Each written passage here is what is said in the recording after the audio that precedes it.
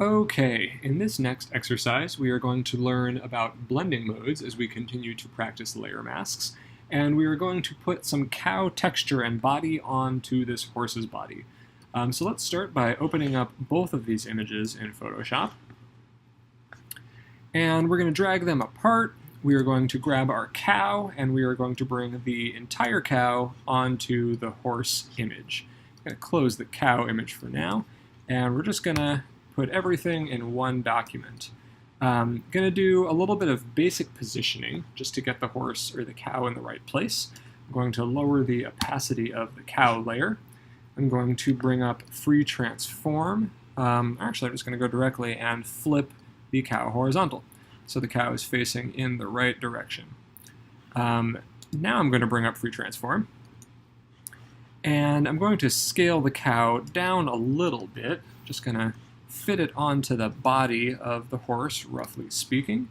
So I'm going to try and get the legs to line up. I'm going to try and get the back to line up, and do my best to get everything going. The legs are a little bit further apart, though. So I'm going to zoom out, and I'm going to disproportionately scale a little bit to try and get the legs of the cow to line up with the legs of the horse. Otherwise, though, the cow is pretty much there. I want to make sure that everything is covered. It's okay to disproportionately scale a little bit here, as we're not going to be seeing the final squished cow or anything. So I'm just going to line everything up roughly, apply my transformation, bring opacity back up to 100%, and for now I'm going to hide the cow layer, and we're going to come back to that in a little bit.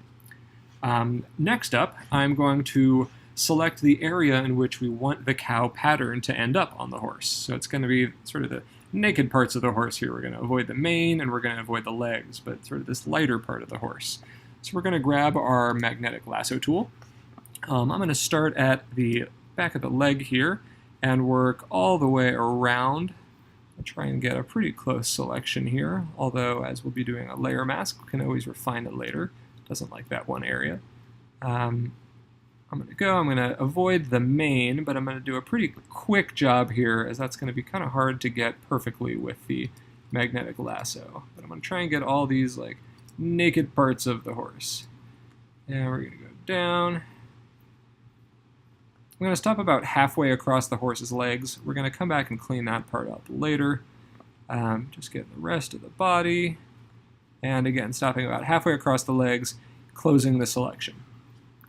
Okay, so next step, as before, is with our background layer selected, we're going to create a layer mask.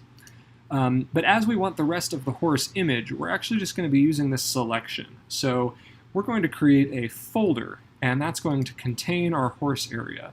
So if I click this little folder icon here, I've got a new group here, and a folder basically just contains multiple layers, and we can apply multiple effects to them at the same time.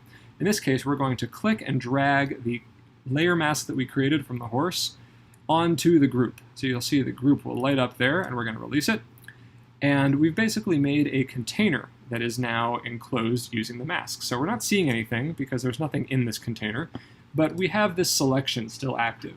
So with our group, we're going to select Layer, New, and make a new layer.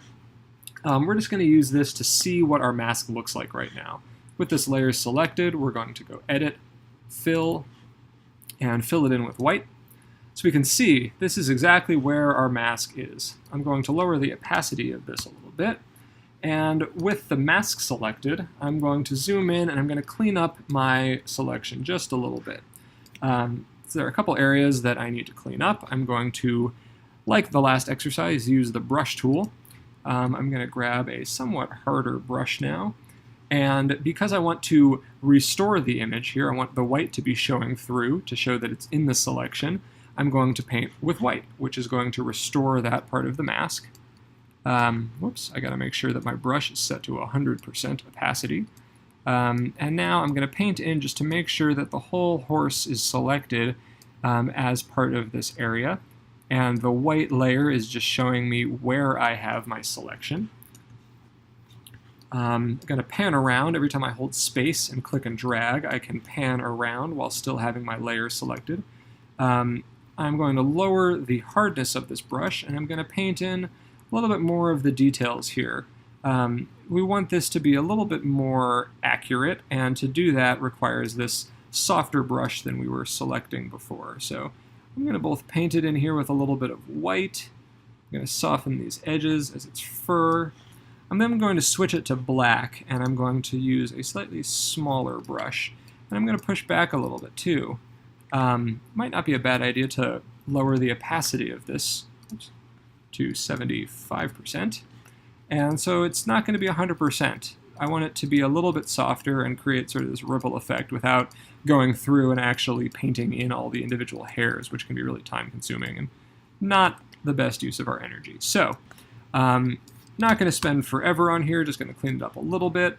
Going to make sure everything is pretty clean for now. And the last thing I'm going to do is soften up the bottom of the legs a little bit. As we said, we've got a pretty hard brush there.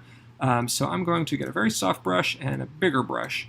And like when we were finishing up with the giraffe and flamingo, I want to make a softer transition, so it's not a very hard line. With black selected, I'm going to just go and make sure that this transition point here is pretty soft.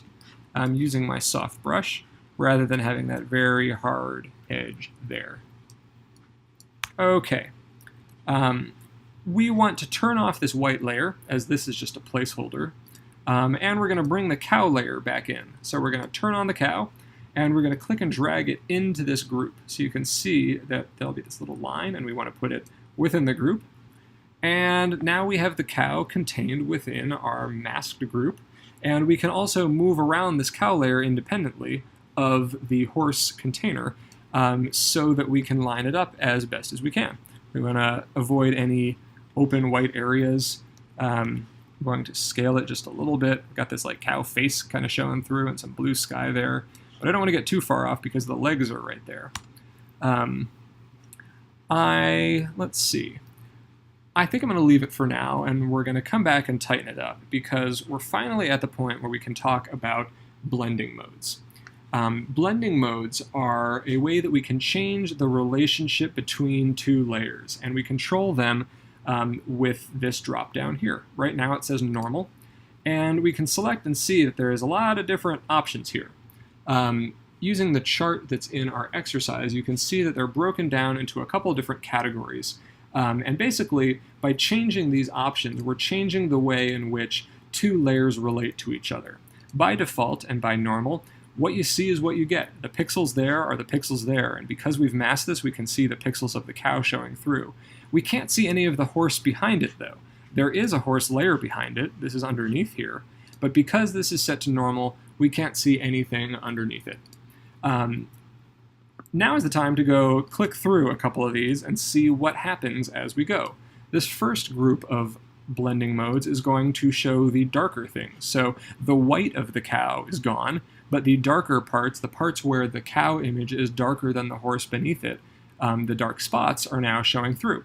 It changes a little bit based on each blending mode that we try.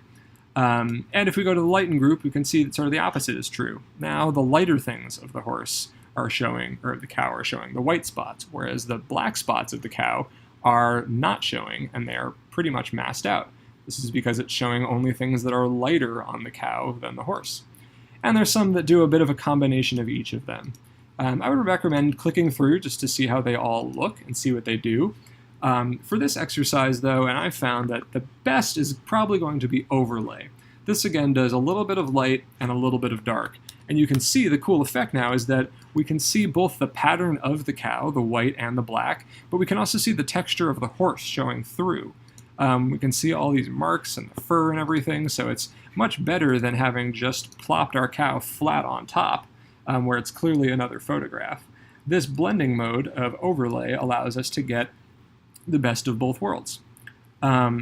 This is pretty decent for now. We can go in, and I would recommend that you finalize your selection a bit, clean up the mask anywhere you need to. For this area, with the cow face that I had mentioned before, it would actually be a decent candidate for the clone stamp that we used in the last exercise, where we can select a part of the cow, and we can paint it over this area that it's the face and over the sky, just painting a little bit so that it's all cow print. We could even get a little bit of white in there if you wanted. But using that clone stamp tool, just in the areas that we can see on the cow, we can fill in a couple of those extra areas that we're showing through. Finalize your mask, clean everything up, and then we are going to save this as a JPEG to submit to our exercise.